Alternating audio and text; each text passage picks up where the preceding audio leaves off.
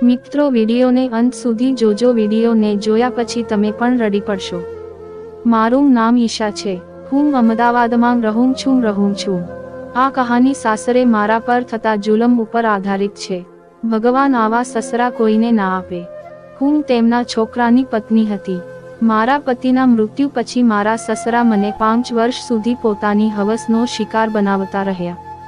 ઘરમાં ઉપસ્થિત બીજા લોકો મારા વિશે અલગ અલગ વાતો કરી રહ્યા હતા। તે લોકો ફક્ત એ જ વાત ઉપર બહેસ કરી રહ્યા હતા કે વિધવા થયા પછી મારે મારા પિયર જતું રહેવું જોઈએ કે સાસરામાં જ રહેવું જોઈએ। મારી ભાભી નહોતી ઈચ્છતી કે હું પિયરમાં રહું। તે વારંવાર એક જ વસ્તુ કહેતા હતા કે તેમના પતિની કમાણી ખૂબ જ ઓછી છે અને તેમના 2 છોકરાઓ પણ છે। મારા ભાઈ પણ મારા સસરાને તે જ સમજાવતા હતા કે તમે ઈશાને તમારા ઘરમાં જ રાખો હંમેશા માટે, કારણ કે તે આ ઘરની વહુ છે।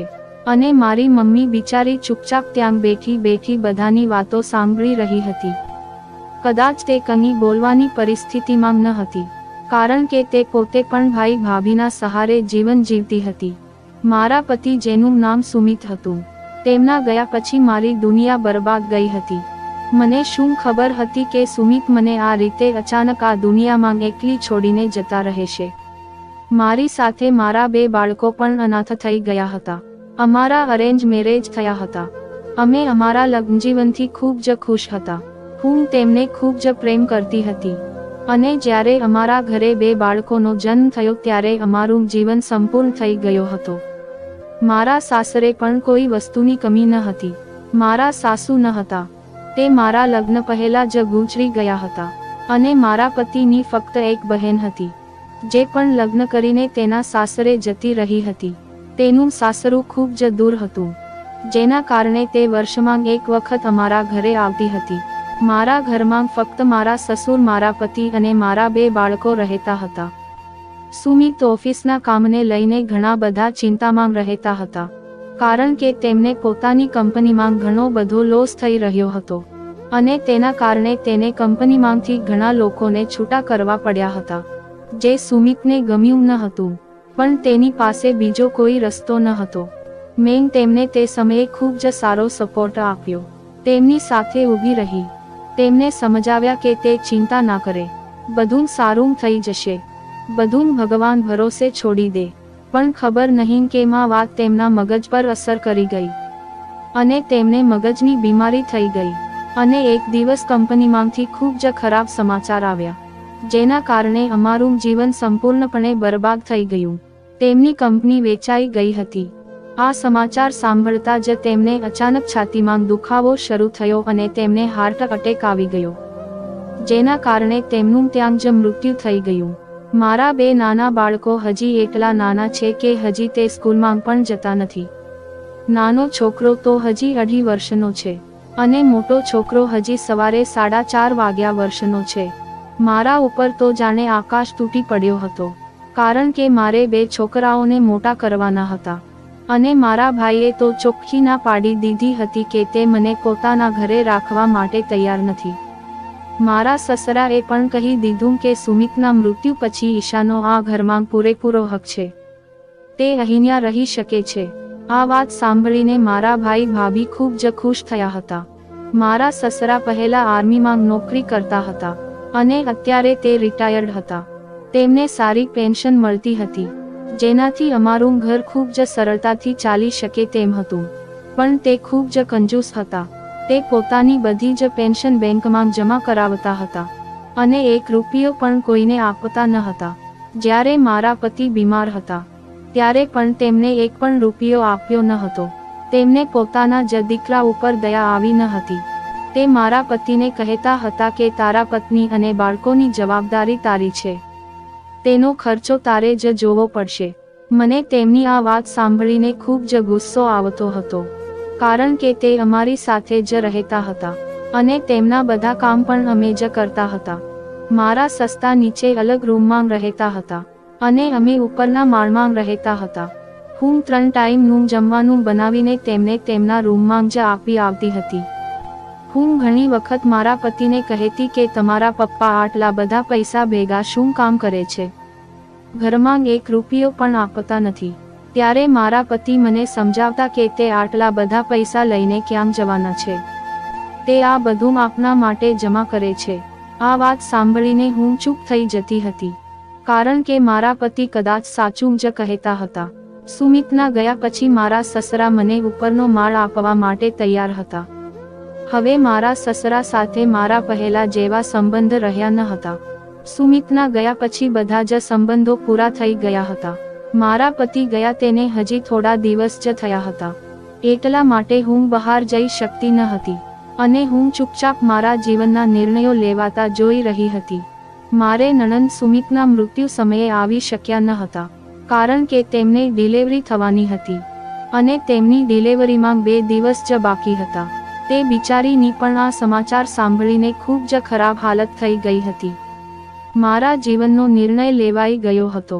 પછી મારા ભાઈ અને મારી મમ્મી મારા માથા પર હાથ રાખીને ત્યાંથી જતા રહ્યા.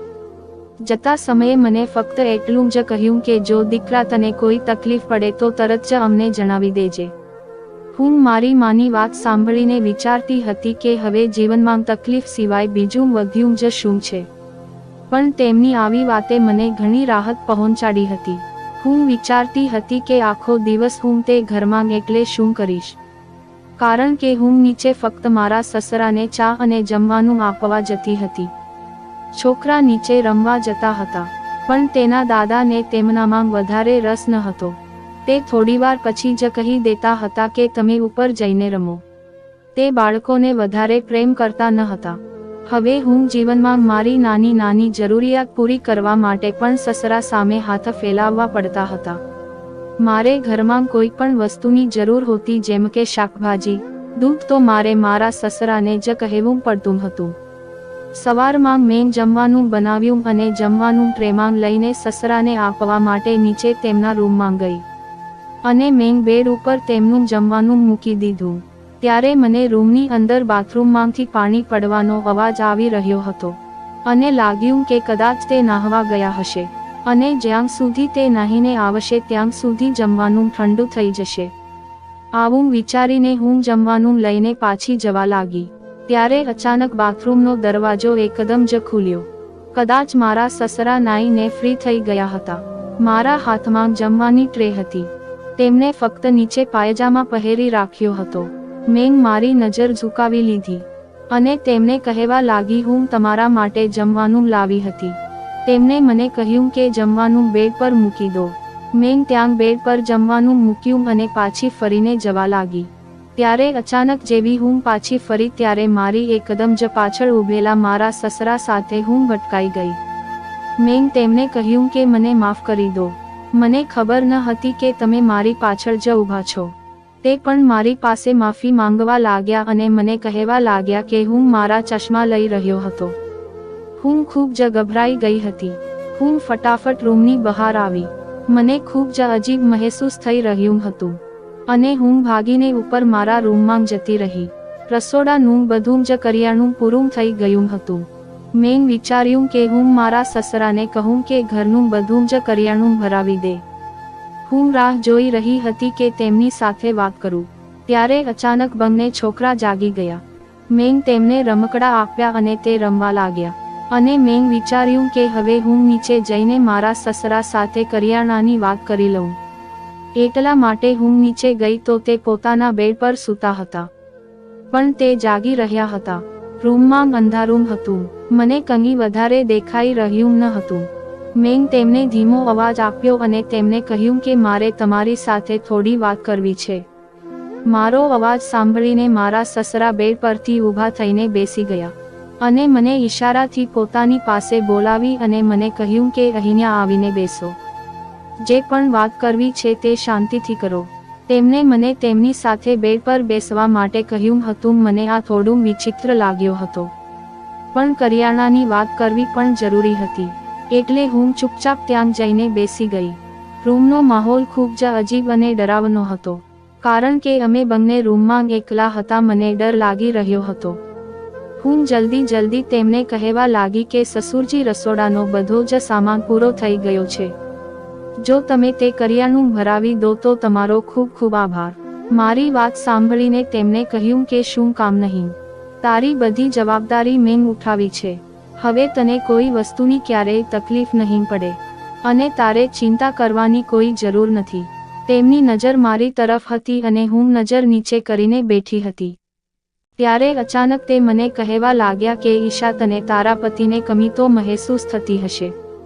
તેમના આવા શબ્દો મને મતલબી લાગી રહ્યા હતા. મેં મારા સસરાને કહ્યું, હા સુમિતની કમી મને ખૂબ જ મહેસૂસ થાય છે. મને તેમની યાદ સતત આવ્યા કરે છે. તેમના ગયા પછી તો મને એવું લાગે છે કે મારા જીવન જીવવાનો કોઈ મતલબ જ નથી. હું ખૂબ જ ઉદાસ થઈ ગઈ હતી. પછી તે મને કહેવા લાગ્યા કે મને પણ મારી પત્નીની કમી મહેસૂસ થયા કરે છે. તેના મૃત્યુને ઘણો સમય પસાર થઈ ગયો છે, પણ મારા મનમાં ક્યારેય બીજા લગ્ન કરવાનો વિચાર આવ્યો નથી. પણ મારે બીજી પત્નીની ખૂબ જ જરૂર હતી. તું જ જોઈ લે, હું હજી કેટલો તંદુરસ્ત અને ફિટ છું. કદાચ તે મારું ધ્યાન પોતાની તરફ ખેંચવા માંગતા હતા. ત્યારે અચાનક હું વિચારવા લાગી કે તેમની ઉંમર ખૂબ જ વધારે છે, પણ તે કોઈ પણ જગ્યાએથી જ એટલા વૃદ્ધ લાગી રહ્યા ન હતા. હું જલ્દી ત્યાંથી ઊભી થવા માંગતી હતી. ત્યારે અચાનક તેમને મારા હાથ ઉપર તેમનો હાથ રાખી દીધો અને મને કહેવા લાગ્યા કે તું કોઈ પણ વસ્તુ માટે ક્યારેય ચિંતા નહીં કરતી. તારી જે પણ ઈચ્છા હોય કે જે પણ જરૂરિયાત હોય તે મને આવીને જણાવી શકે છે. હું દરેક રીતે તારી મદદ કરીશ. તેમનો હાથ મારા હાથ ઉપર હતો. મને ખૂબ જ અજીબ મહેસૂસ થઈ રહ્યો હતો. મેં ફટાફટ મારો હાથ પાછળ ખેંચી લીધો અને જલ્દી બેડ ઉપરથી ઊભી થઈને તેમને કહેવા લાગી, તમે કરિયાણું લઈ આવજો. આટલું કહીને હું ફટાફટ દાદર ચડવા લાગી અને ઉપર આવી ગઈ. પણ ઉપર આવ્યા પછી પણ મને તેમનો હાથ મારા હાથ ઉપર મહેસૂસ થઈ રહ્યો હતો. મને બિલકુલ પણ સારું લાગી રહ્યું ન હતું. પછી અચાનક હું ઊભી થઈને વોશ બેસિનમાં મારો હાથ સાબુથી ધોવા લાગી. બીજા દિવસે મારા સસરાએ ઘરનું બધું જ કરિયાણું લાવીને રસોડામાં ભરાવી દીધું. તેમની પાસે પૈસાની કોઈ કમી ન હતી, કારણ કે તે ઘણા વર્ષોથી પોતાનું પેન્શન જમા કરી રહ્યા હતા. તે બાળકો માટે પણ ઘણા બધા રમકડા લઈને આવ્યા હતા અને કંઈક ખાવા પીવાની વસ્તુઓ લઈને આવતા હતા, જેને જોઈને બાળકો ઘણા ખુશ થઈ જતા હતા. હું વિચારવા લાગી કે જ્યારે મારા પતિ જીવતા હતા ત્યારે તો તેમણે મારા છોકરાઓ ઉપર ક્યારે આવા ઉપકાર કર્યા ન હતા. કદાચ હવે આ બાળકો અનાથ થઈ ગયા છે એટલા માટે કદાચ આવું કરતા હશે. એક દિવસ બપોરના સમયે જમ્યા પછી બંને બાળકોને સુવડાવ્યા પછી હું નાહવા માટે બાથરૂમમાં જતી રહી. જેવી હું નાહીને બહાર આવી તો મારા સસરા મારા રૂમમાં ઊભા હતા. તેમને જોઈને મને ખૂબ જ આશ્ચર્ય થયો, કારણ કે મારી પાસે દુપટ્ટો ન હતો અને વાળ પણ ભીના હતા અને મારા બધા કપડાં પણ ભીના હતા. તેમને એવી રીતે મારી સામે જોઈને મને ખૂબ જ શરમ આવી રહી હતી. હું તરત જ તેમને કહેવા લાગી, સસુરજી તમે અહીંયા તમારે કોઈ કામ હતું? તેમની નજર તો મારા શરીર ઉપરથી હટી રહી ન હતી. તેમની આંખ જોઈને લાગતું હતું કે તે હમણાં જ મને ખાઈ જશે. મને ખૂબ જ ખરાબ મહેસૂસ થઈ રહ્યું હતું. તે મને જોઈને કહેવા લાગ્યા કે આજે હું ખૂબ જ એકલાપણું મહેસૂસ કરી રહ્યો હતો. એટલા માટે વિચાર્યું કે થોડીવાર માટે તારી પાસે આવીને બેસી જાવ. મેં ફરીથી મારી નજર ઝુકાવી ન લીધી. મારી ઈચ્છા ન હોવા છતાં પણ મેં મારા સસરાને કહ્યું કે તમે મારી સાથે પોતાના દિલની વાત કરી શકો છો. મેં તેમને કહ્યું કે આપણે અહીંયા બેસીને વાત કરીએ. તો તેમણે મને કહ્યું કે અહીંયા વાત નહીં કરી શકીએ, કારણ કે અહીંયા જો આપણે વાત કરશું તો કદાચ બાળકો ઉઠી જશે. આપણે બીજા રૂમમાં જઈએ. હું તેમની વાત માનવા માટે મજબૂર હતી, કારણ કે મારો અને મારા બાળકોનો ખર્ચો તે જ ઉઠાવતા હતા. મેં ફટાફટ મારો દુપટ્ટો લીધો અને તેમની વાત માનીને બીજા રૂમમાં જતી રહી. બીજા રૂમમાં એક બેડ હતો. જેવી હું બેડ ઉપર બેઠી તે મારી બાજુમાં આવીને બેસી ગયા અને મને કહેવા લાગ્યા, આજે મને મારી પત્નીને ખૂબ જ યાદ આવે છે. જ્યારે તે જીવતી હતી ત્યારે મને કોઈ વસ્તુને કોઈ કમી ન હતી અને હું એવું ઈચ્છું છું કે તારી સાસુની ગમી તું પૂરી કરી આપે. આટલું કહીને તેમણે મારો હાથ પકડી લીધો અને મને કહેવા લાગ્યા કે આ શહેરમાં મારી ખૂબ જ ઇજ્જત છે. બધા જ લોકો મને ઇજ્જતથી જોવે છે. હું નથી ઈચ્છતો કે મારા વિશે લોકો વાત કરે કે તેમણે પોતાની જવાન વહુને પોતાની સાથે રાખી છે. એટલા માટે તું આ ઘરની વાતો કોઈની સામે કરતી નહીં અને આસપાસની સ્ત્રીઓને પણ વધારે ઘરે બોલાવતી નહીં. મને મારા ઘરમાં બીજી સ્ત્રીઓનું આવું ગમતું નથી. હું તેમની વાત ખૂબ જ આશ્ચર્યથી સાંભળી રહી હતી. મેં ધીરેથી મારો હાથ છોડાવ્યો અને પછી માથું નમાવીને કહેવા લાગી કે સસુરજી, તમે ચિંતા નહીં કરતા. તમે જેવું કહેશો તેવું થશે. અહીંયા કોઈ સ્ત્રી આવશે નહીં અને હું કોઈને પણ આપના ઘરની વાત કહીશ નહીં. તમે મારી અને મારા 2 બાળકોની જવાબદારી ઉઠાવી છે, તેના માટે હું તમારી ખૂબ જ આભારી છું. તે મારા શરીરને ખૂબ જ પ્યાસી નજરથી જોઈ રહ્યા હતા. મારું હૃદય ખૂબ જ ખરાબ રીતે ધડકી રહ્યો હતો. તેમની નજર ખૂબ જ બદલાયેલી લાગી રહી હતી. પછી તે ધીરે ધીરે બેડ ઉપર મારી નજીક આવવા લાગ્યા અને મારા પીઠ ઉપર હાથ ફેરવવા લાગ્યા. હું ફટાફટ ઊભી થઈ ગઈ અને કડક અવાજમાં મેં તેમને કહ્યું, સસુરજી, તમે આ શું કરી રહ્યા છો? મને એવું લાગી રહ્યું હતું કે તે મારી સાથે કંઈક ખોટું કરવા માંગે છે. પછી તે ઊભા થઈને મારી સામે આવી ગયા અને મને કહેવા લાગ્યા, જો શરૂઆતમાં તને બધું અજીબ લાગશે, પણ ધીમે ધીમે તને આ બધાની આદત પડી જશે. તે મને જે સમજાવવા માંગતા હતા તે બધું જ હું સમજી રહી હતી, પણ હું સમજવા માંગતી ન હતી. ત્યારે જ તેમણે તેમના બંને હાથ મારા ખાભા પર રાખી લીધા અને મને કહેવા લાગ્યા, મેં તારી અને તારા છોકરાઓની આટલી ભારે જવાબદારી ઉઠાવી છે, તેના બદલામાં તારી પણ કંઈક જવાબદારી બને છે. આ કામ તારું છે કે તું મને ખુશ કરે. આજે તો હું જઈ રહ્યો છું, પણ તું વિચારી લેજે, તારે મને કોઈ પણ સંજોગોમાં ખુશ કરવો જ પડશે. તેમણે મને પોતાની ખરાબ નજરોથી જોયું અને નીચે જતા રહ્યા. હું મનમાં ને મનમાં ખૂબ જ ગભરાઈ ગઈ હતી. મારું શરીર ધ્રુજી રહ્યું હતું. તેમના ઈરાદા ખૂબ જ ખોટા હતા. તેમણે એક વખત પણ વિચાર્યું નહીં કે હું તેમના છોકરાને વિધવા પત્ની છું અને વહુ તો દીકરી સમાન હોય છે. 1-2 દિવસ પસાર થઈ ગયા. હું તેમની સામે જવા માટે ડરી રહી હતી. હું જલ્દી નીચે જમવાનું આપીને ઉપર આવી જતી હતી અને હું કોશિશ કરતી કે હું તેમના રૂમમાં 1 મિનિટ પણ ઊભી રહું નહીં. પણ એક દિવસ કંઈક એવું થયું જેની મને જરા પણ આશા ન હતી. હું મારા રૂમમાં મારા છોકરાઓ સાથે સૂઈ રહી હતી અને ઉનાળાનો સમય હતો, જેના કારણે મેં મારા રૂમનો દરવાજો બંધ કર્યો ન હતો. હું ખૂબ જ ઊંઘમાં હતી ત્યારે મને એવું મહેસૂસ થયું કે મારી નજીક કોઈ ઊભું છે અને મને જગાડવાની કોશિશ કરી રહ્યું છે. જ્યારે હું ઊંઘમાંથી ઉઠી ત્યારે મારો દુપટ્ટો મારી પાસે ન હતો અને જેવી મેં આંખ ખોલી તો મારા સસરા મને ઉઠાડી રહ્યા હતા. હું એકદમ જ ઊભી થઈ ગઈ અને ગભરાઈ ગઈ અને તેમની સામે જોવા લાગી તો તે મને કહેવા લાગ્યા કે ડરો નહીં ઈશા, હું છું. મારે કંઈક કામ હતું. મને ખૂબ જ વધારે માથું દુખી રહ્યું છે. થોડી વાર માટે મારું માથું દબાવી દો. મેં ફટાફટ મારો દુપટ્ટો લીધો અને તેમને કહ્યું, જો તમને માથું દુખતું હોય તો તમારે માટે ચા બનાવી આપું. તો તે કહેવા લાગ્યા, ના, મારે ચા નથી પીવી. તું ખાલી તારા સુંદર હાથેથી મારું માથું દબાવી આપ. પછી તે ઊભા થયા અને મને કહેવા લાગ્યા કે હું નીચે રૂમમાં તારી રાહ જોઈ રહ્યો છું. આટલું કહીને તે નીચે જવા લાગ્યા. મને ખૂબ જ ચિંતા થવા લાગી. અડધી રાતનો સમય હતો. આ સમયે નીચે તેમના રૂમમાં જવું મારા માટે એક પહાડ ચડવા બરોબર હતું. પણ મારે તેમની વાત માનવી પડે તેમ હતી, કારણ કે હું તેમને ગુસ્સો અપાવી શકું તેવી હાલતમાં ન હતી, કારણ કે તે મને અને મારા છોકરાને પાળી રહ્યા હતા. હું મારી મજબૂરી વિશે વિચાર કરતા કરતા નીચે જવા લાગી અને જતા પહેલા મેં મારા રૂમનો દરવાજો ખૂબ જ ધીમેથી બંધ કરી દીધો, જેનાથી છોકરાઓ ઉઠી ના જાય. નીચેના રૂમનો દરવાજો તો પહેલેથી જ ખુલ્લો હતો. તે મારા રૂમમાં આવવાની રાહ જોઈ રહ્યા હતા. મને જોઈને તે બેડ ઉપર સૂઈ ગયા અને મને કહેવા લાગ્યા, જલ્દી મારું માથું દબાવી આપો. હું સૂવાની કોશિશ કરી રહ્યો છું પણ મને ઊંઘ આવતી નથી. તેમના માથા સાઈડ બેસી ગઈ અને ધીમે ધીમે તેમનું માથું દબાવવા લાગી. પછી અચાનક તેમણે પોતાનું માથું મારા ખોળામાં મૂકી દીધું. મારું આખું શરીર ધ્રુજી રહ્યું હતું. મારી સાથે આ શું થઈ રહ્યું હતું અને મારા સસરા આ શું કરી રહ્યા હતા? તે મારી સાથે કદાચ કોઈ ખોટો સંબંધ બનાવવા માંગતા હતા. ધીમે ધીમે ઊભી થવા લાગી તો અચાનક તેમણે મને પોતાની તરફ ખેંચીને પોતાના ઉપર પાડી દીધી. મેં ઊભી થવાની ઘણી કોશિશ કરી પણ તે ખૂબ જ તાકાતવર હતા. તેમને મને કમરથી પકડી રાખી હતી અને ઘણી કોશિશ કર્યા પછી પણ હું મારી જાતને છોડાવી શકે નહીં.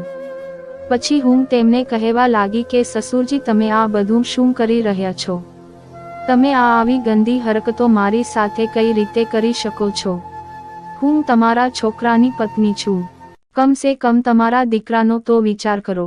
તો તે મને ગુસ્સામાં આવીને કહેવા લાગ્યા, જ્યાં સુધી તારો સંબંધ મારા છોકરા સાથે હતો ત્યાં સુધી તું તેની પત્ની હતી અને ત્યાં સુધી તું મારી વહુ હતી. પણ હવે મારો છોકરો મરી ગયો છે. એના મર્યા પછી તારો અને મારો કોઈ સંબંધ નથી. જો તારે આ ઘરમાં રહેવું હોય તો મારી બધી જ શરતો માનવી પડશે. તેમણે ફરી એકવાર મને પોતાની તરફ ખેંચીને બેડ ઉપર પાડી દીધી અને મને ખૂબ જ બેબસ કરી દીધી. હું એક પંખીની જેમ પાંખો ફફડાવતી હતી. તેમને પોતાના જીવનમાં ઘણા વર્ષો પછી કોઈ સ્ત્રી મળી હતી.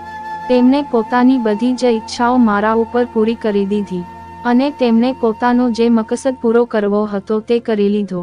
હું એક જીવતી લાશ બનીને બેડ ઉપર પડી હતી.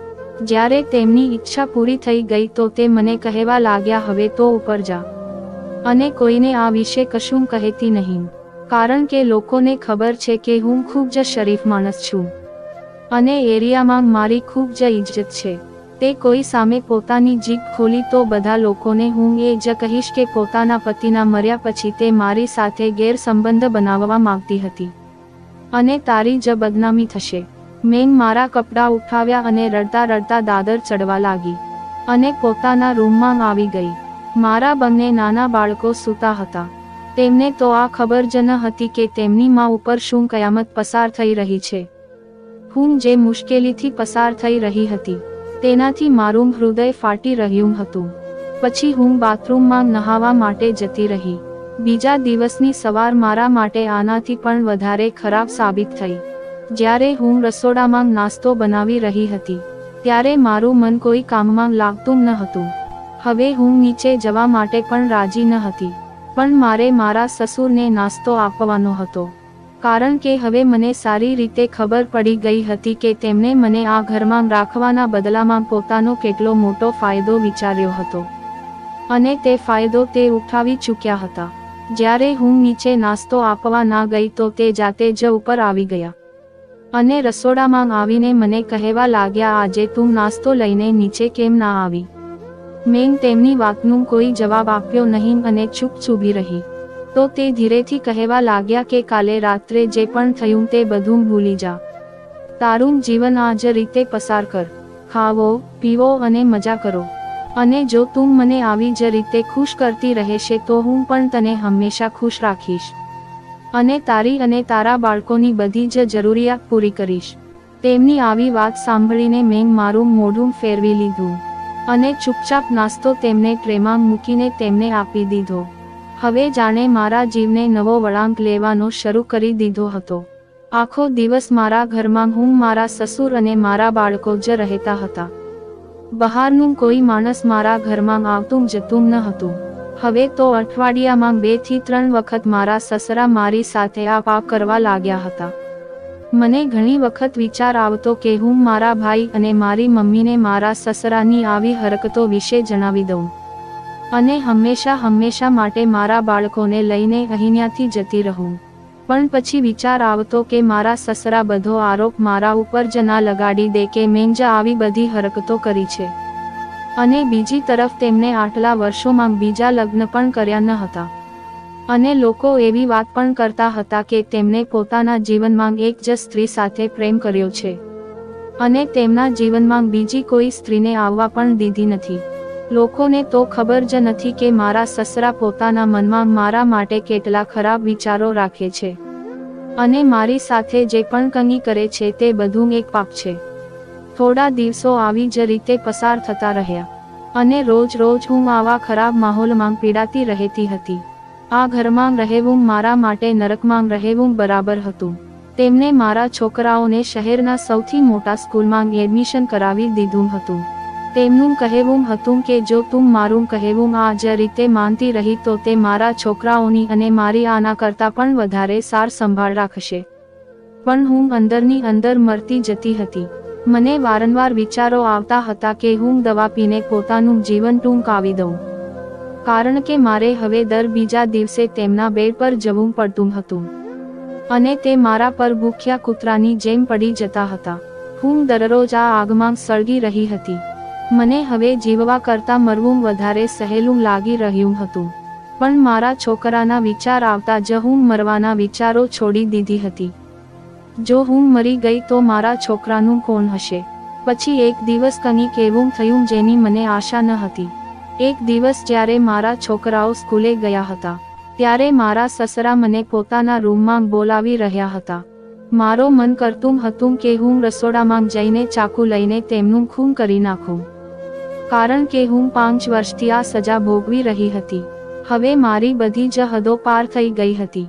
તે મને ખેંચીને પોતાના રૂમમાં લઈ જઈ રહ્યા હતા અને ભૂલમાં તેમને પોતાના રૂમનો દરવાજો ખુલ્લો મૂકી દીધો હતો. તે મને એવી રીતે ખેંચી રહ્યા હતા જાણે હું કોઈ માણસ ના હોઉં. ત્યારે અચાનક મારી નણંદ રૂમમાં આવી ગઈ.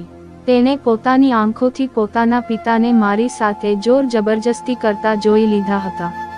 આ જોતા જ તેને પોતાના પિતા પ્રત્યે ખૂબ જ નફરત થવા લાગી. હું જોર જોરથી રડી રહી હતી અને કહી રહી હતી કે મને છોડી દો, અને હું તેમની સામે હાથ પગ જોડી રહી હતી અને તેમને કહી રહી હતી કે ભગવાન માટે હવે બસ કરો, મને જવા દો અને મને આ બધા પાપમાં ભાગીદાર ના બનાવો. પણ તે પાપી માણસ પોતાની બધી જ મર્યાદા ભૂલાવીને મને પોતાના રૂમમાં લઈ ગયો. મારી નણંદ આ બધું પોતાની આંખેથી જોઈ રહી હતી. તે પોતાના પિતા પાસે આવી અને કહેવા લાગી, હું વિચારતી હતી કે મારા પિતા કેટલા મોટા દિલના માણસ છે, જેને પોતાના છોકરાના મર્યા પછી તેની વિધવા પત્ની અને બાળકોની જવાબદારી લીધી છે. પણ મને ખબર ન હતી કે તમે આટલા ખરાબ માણસ છો જે પોતાની જ વહુ પાસે પોતાની હવસ પૂરી કરે છે અને તે જ કારણથી તેને આ ઘરમાં જગ્યા આપી છે.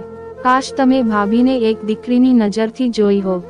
પપ્પા, મને તમારી પાસેથી આવી આશા ન હતી. તમે આટલો નીચ કામ કર્યું છે કે મને તમને પપ્પા કહેવા માંગ પણ શરમ આવે છે.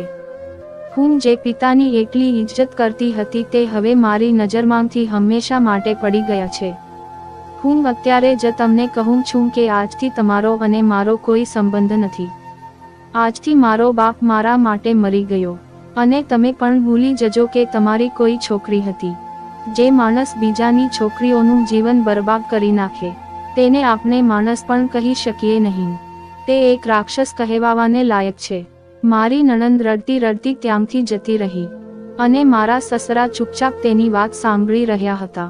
હું પણ ઊભી થઈને ફટાફટ મારા રૂમમાં જતી રહી. થોડા દિવસ પછી ખબર પડી કે તે બધું જ છોડીને ક્યાંક જતા રહ્યા છે અને તેમના વિશે કોઈને કશું ખબર ના હતી કે તે ક્યાં ગયા છે. મને તેમના રૂમમાંથી એક કાગળ મળ્યો. તે પેપર તેની પ્રોપર્ટીના પેપર હતા. તેણે પોતાનું બધું જ મારા અને મારા છોકરાના નામે કરી દીધું હતું. કદાચ તેમને પોતાની ભૂલનો અહેસાસ થઈ ગયો હતો. તે ક્યાં ગયા તેની કોઈને ખબર ન હતી. મારી સાથે જે થયું તેવું કોઈની પણ સાથે ન થાય એવી ભગવાનને હું પ્રાર્થના કરું છું. મિત્રો, આવા નવા અને રોચક વિડીયો જોવા માટે અમારી ચેનલને જરૂર સબસ્ક્રાઇબ કરજો.